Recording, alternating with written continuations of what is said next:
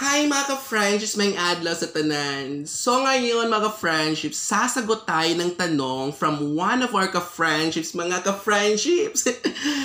Kasi may nag-message sa FB page natin sa Gura TV at maganda yung tanong niya. Pero bago ko basahin yung mismong tanong niya mga ka-friends at sabihin ko sino siya, by the way, shout out dyan sa lahat nating mga ka-friendships. At kung bago ka pa lang dito, nanonood sa mga videos natin, sa channel natin, please subscribe this channel now. At pakiclick din yung bell, kunting favor. Kasi ang advantage kasi kapag nag-click natin yung bell, kapag nag-upload ako ng videos, ay mano-notify kayo. So, malaman nyo na mayroon tayong bagong videos, diba? At kung magustuhan nyo yung content natin ngayon, bigyan nyo naman ng like ang video ito. At by the way, sa lahat ng mga may katanungan dyan para sa akin, pwede nyo i-comment dito sa video ito kung ano yung tanong ninyo or i-message ninyo sa mismong FB page natin, June Gula TV, para masagot ko at magawa natin ng content. So mga ka-friends, ito na nga. Ito na yung ka-friendship natin na nag-message sa FB page natin, si Ma'am She Dominsil Tamayo. Hello Ma'am She, shout out po sa inyo. Ang tanong niya mga ka-friendships ay, Sir, may tanong po ako, yung sa education na points, yung mga may MA units lang po ba ang makakakuha ng points? Yung sa GWA ng college, hindi po ba kasali sa computation?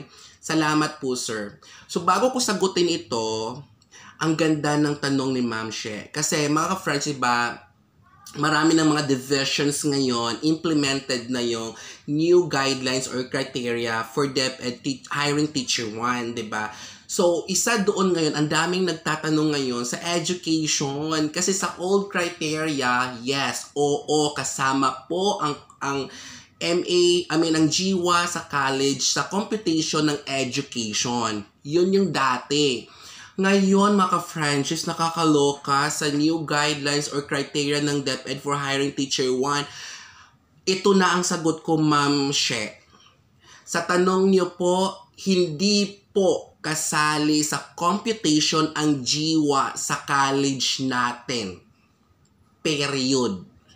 Ang kino-compute lang po, Ma'am She, at sa lahat nating mga ka-friendships na nanonood ngayon, ay yun lang po yung units natin, ilang units ang nakuha natin sa masteral or natapos mo ba? Kung natapos mo, kung nakakuha ka pa ng doctorate degree mo, then bongga. Ikaw na yung Ray na sobra, makuha mo na yung perfect score. Yun yung maximum points is 10, diba? Yun yung perfect points na equivalent na yun sa, yun ang equivalent nun sa pagtapos mo na yun.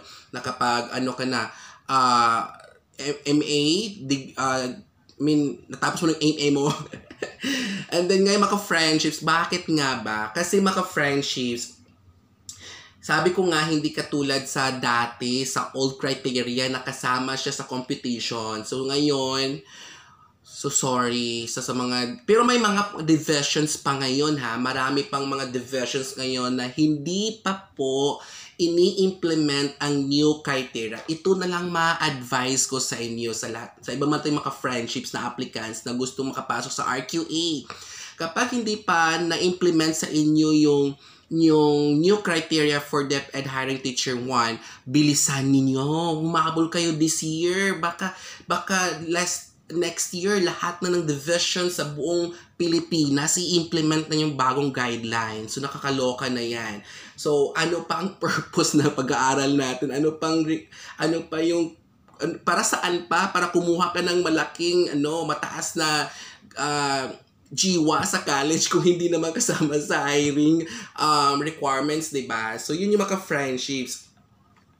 So, ngayon, para malinawan ang mga applicants ngayon, yung mga selected divisions na ini-implement na talaga yung new criteria ngayon or guidelines for hiring teacher 1, nagpapatawag sila ng conference sa lahat ng mga applicants with supervisors para i-explain kung ano nga ba ang bagong criteria ngayon bawat isa. Kaya lahat naman ng applicants ngayon ay naintindihan ng lubos kung ano yung magiging pointing system ng DepEd ngayon sa division ninyo kasi hindi naman lahat implemented pa ang new guidelines mga friendships. So yun lang mga friendships, sana nasagot ko yung katanungan mo Ma'am She, at ulitin ko po sa new guidelines, new criteria for hiring G1, hindi po kino-compute ang G1 na ngayon. Nakafocus lang yung education natin doon sa MA units. Mas okay kung natapos natin, di ba? Para ma-perfect natin ang 10 points. So yun lang, thank you so much, and sana may natutunan kayo dito sa content na to. Super ikli, and thank you so much din. At sa mga bago, please subscribe naman, kunting favorite, click the bell, and give this like, this video, and comment kung may katanungan pa kayo. Love you!